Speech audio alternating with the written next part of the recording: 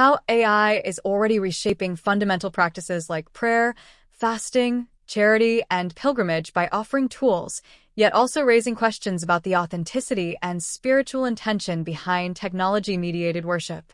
Hey everyone, this is Cleofie again, your host of the Cleofie podcast. Let's listen to the deep dive on this topic today. Please like and subscribe to this channel, as I know you all like it and want to tune in every day. That's the reason that we try to bring a deep dive on a daily basis. Hey Jack and Wilson, what do you like to share with us today? Welcome to the deep dive. We sift through the sources, skip the noise, and really get you clued in.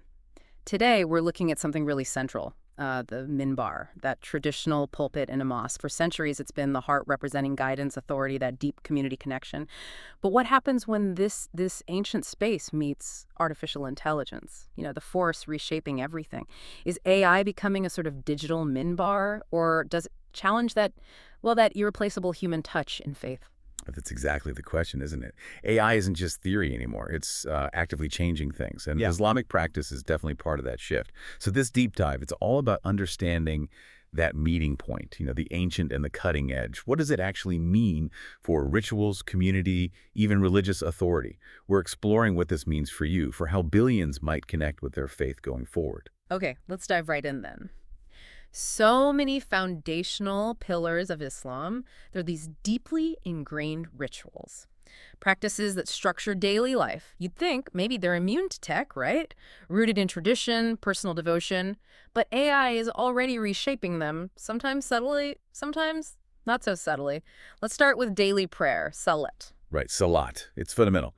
And already we're seeing AI-powered apps giving incredibly precise prayer timings. These aren't just generic times. They're tailored to your exact location.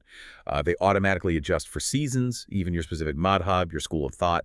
That level of precision, unimaginable not long ago. Wow. And then there's augmented reality for finding the Qibla. You just hold up your phone and bam, there's an arrow overlaid on your camera view pointing you straight to the Kaaba. Perfect alignment. We're also seeing interactive prayer mats, the pressure sensors and AI. Really? Interactive mats? Yeah. For new Muslims or kids, maybe. Yeah. They guide you through the movements, correct your posture, make sure the sequence is right. That's fascinating. I mean, the convenience is undeniable. Great educational tool, too. But it makes you wonder, doesn't it? If the tech handles the mechanics, what about the spiritual journey itself? What about Naya, that intention? Is a ritual mediated by tech still, fully authentic? Does all this precision actually help devotion, or could removing the effort, like finding the Qibla yourself, maybe diminish the quest? It's a really powerful question. And honestly, there's debate. For some people, the tech removes distractions. It lets them focus purely on the spiritual side. They see it as just a tool, like a well-built mosque facilitates prayer. Okay. But for others, right. Well, the act of striving is key. Figuring out the Qibla, remembering the times, that effort is devotion. It's mindfulness. Yes. So it forces us to ask, where does the real spiritual work actually happen? That's a deep one. And it doesn't stop at prayer, right? What about other pillars? Fasting, charity. These also involve personal effort, community. Definitely. AI is making inroads there too. For Psalm, fasting during Ramadan, we're seeing AI nutrition apps. They create personalized meal plans for suhoor and iftar, optimize nutrients, hydration, based on your health, activity, even the local climate. That sounds genuinely helpful, especially for people with health conditions. Exactly. It could make fasting safer, more accessible for more people, which is a huge potential benefit. And then zakat, charity. AI algorithms can calculate those complex obligations much more accurately than doing it manually. They factor in all sorts of assets, debts, income streams. What's really interesting, though, is the potential beyond just calculation. AI could help identify the most deserving recipients.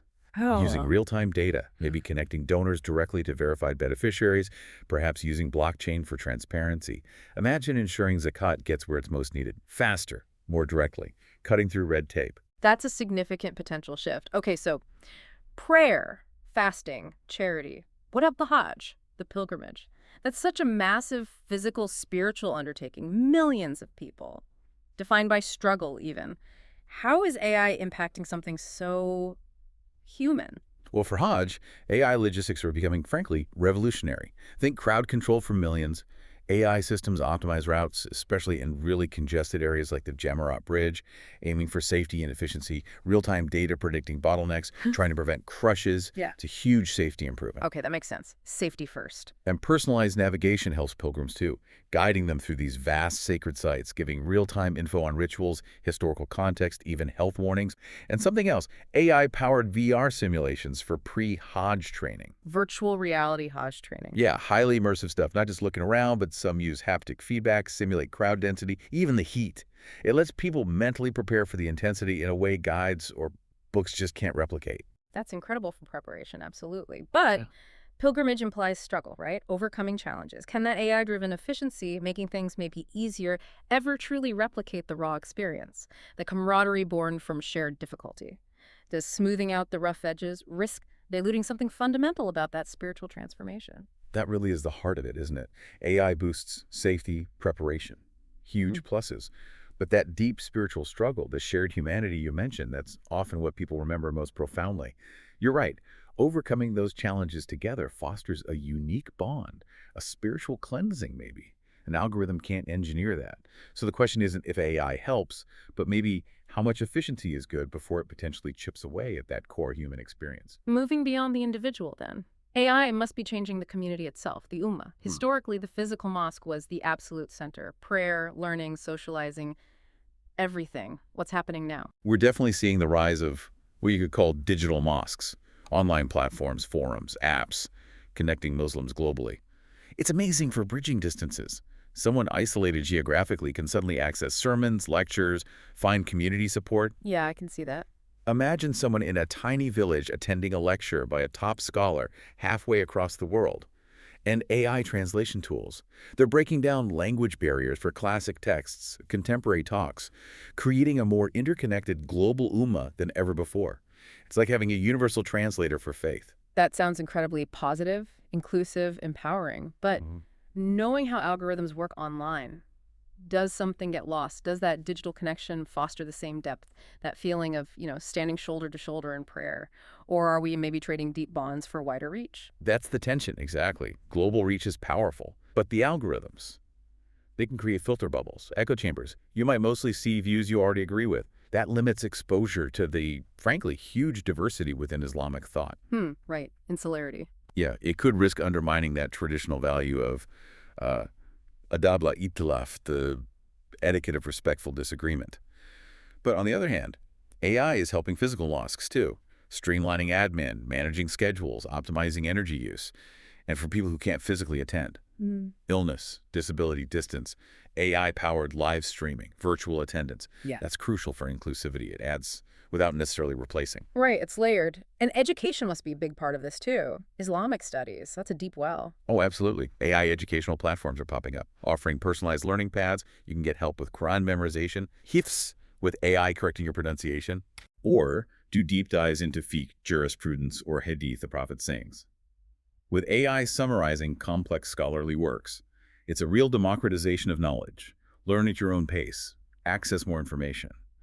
But it raises a huge question for you, the learner. How do you validate knowledge now, when information is everywhere but maybe lacks that traditional curation, that chain of transmission, the sanad, which is so vital in Islamic scholarship? Does it matter who taught whom when an AI gives you the answer? That question about validation, it leads straight into the trickiest area. Religious authority. For centuries, you've had the ulama, the scholars, imams, muftis, the gatekeepers, interpreters, guides. Their authority comes from deep knowledge, context, personal spiritual development. Exactly. And AI, it shows up as this incredible research assistant for them. It can sift through libraries of text, Quran, Hadith, Tafsir, Fiqh instantly, find relevant passages, cross-reference opinions, summarize arguments. It could find an obscure Hadith or a forgotten ruling in seconds that might take a human scholar years. So it speeds things up dramatically. Hugely. It enhances the speed, the depth of inquiry, frees up the scholar's mind for the actual analysis, the interpretation. They can synthesize way more information. Okay, assistance is one thing, but can an AI actually generate a fatwa? A religious legal ruling? That feels like crossing a line. Is a fatwa without a human heart, without that wisdom, still valid? That's where things get really profound, theologically and ethically. Yeah. And the general feeling is definitely caution, strong caution. An AI could synthesize existing rulings, sure, pull the texts, Yeah. but it fundamentally lacks human intuition, empathy. It can't understand the lived reality of the person asking the question, their specific circumstances, their naya. The context. Precisely. A fatwa isn't just applying a rule, it's often pastoral care, spiritual guidance, understanding implications. An algorithm can't perform ijtihad, that independent reasoning, by a qualified scholar. It requires wisdom, moral discernment.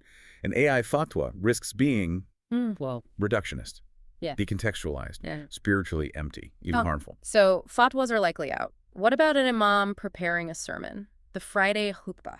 AI could definitely help there. Brainstorming themes, outlining points, maybe drafting sections based on topics or current events. It could be a useful tool, ensuring accuracy, offering different angles. But here's the interesting thing. The power of a khutbah isn't just the words. It's the delivery, the sincerity. It's the imam's connection to the message, their ability to read the room, respond to the congregation's spiritual pulse. A human connection. Exactly. The minbar symbolically demands that human presence, that voice of wisdom, experience, compassion, a living link. So if AI takes on some of the research, the drafting, what does this mean for religious leaders? Does their role change? I think it shifts. Yeah. And maybe it empowers them in new ways. They might move from being the sole keepers of knowledge to being crucial guides, helping people navigate this flood of AI-generated information, discern reliable sources from unreliable ones. They become interpreters of the AI, perhaps, and arbiters of authenticity, spiritual depth, helping people understand the ethical side of using AI in faith. Because human discernment, moral reasoning, spiritual experience, those remain paramount. AI can't replicate that. Okay, so as we look ahead, what are the really big ethical questions here? What should we, as listeners, be thinking about? Well, several key things stand out. First, that authenticity question again. Human intention versus AI precision. If AI guides every step, does it diminish our conscious effort, our spiritual growth, our agency? Then there's data privacy. This is sensitive stuff, religious practice, personal spiritual thoughts. Who owns that data? How is it protected from misuse, surveillance, especially when faith is so personal? That's a big one. And finally, bias in the AI itself. If the models are trained only on certain interpretations, certain schools of thought, they risk promoting a narrow, maybe less tolerant view of Islam, marginalizing diverse voices within the tradition. It's a technical challenge, ensuring data sets are representative, but the ethical implications are huge. Right. Incredible tools, but also really profound questions about faith, community, the journey itself. So painting the picture, what does the future of Islamic practice actually look like in this age of AI? I think it has to be a hybrid future, a blend of ancient traditions and this cutting-edge tech. AI will keep offering amazing tools for learning, for access, for efficiency. Democratizing knowledge, connecting the global ummah. It can empower people with disabilities, comfort the isolated, streamline admin tasks, freeing up leaders for the human stuff. The spiritual guidance. Exactly. But if you look at the big picture, the essence of Islam, it emphasizes human connection, sincerity, ethics, that personal link with the divine. These are areas where AI, no matter how smart it gets, remains just a tool, an inert thing. The real spiritual journey, the warmth of praying together, the empathy of a scholar's advice, the shared struggle and humanity of Hajj, those experiences demand a human touch, a living heart. So the digital world might extend the minbar's reach, make wisdom more accessible, but it can't replace the person standing there. This has really shown that the task for Ummah is finding that balance. Harnessing AI's potential, yes, but fiercely safeguarding the spiritual integrity, the community bonds, the human wisdom that define faith, making sure technology serves faith, not the other way around. Absolutely. And that brings us to a final thought, something for you to really mull over. The future Ummah. It will likely be more technologically advanced than ever. But it must stay rooted in those timeless values, compassion, justice, seeking closeness to God. So the question for you is, how will you in your own spiritual life, your community life, navigate this delicate dance between the algorithm and the soul? Thank you for joining us for today's podcast. I hope you've gained some valuable insights. If you're a truth seeker, yearning for divine light and ready to step out of darkness, now is your moment. The truth is that Allah is the one and only creator of the universe. He has sent over 124,000 messengers and prophets to guide humanity, starting with Adam and culminating with the final messenger, Prophet Muhammad, peace be upon them all. If you resonate with this message, you might be ready to embrace Islam. Simply recite the Shahada, the Islamic declaration of faith. For further support, feel free to join our WhatsApp group. You can send us a private message there. The link is in the video description. Don't wait until it's too late. We look forward to connecting with you soon.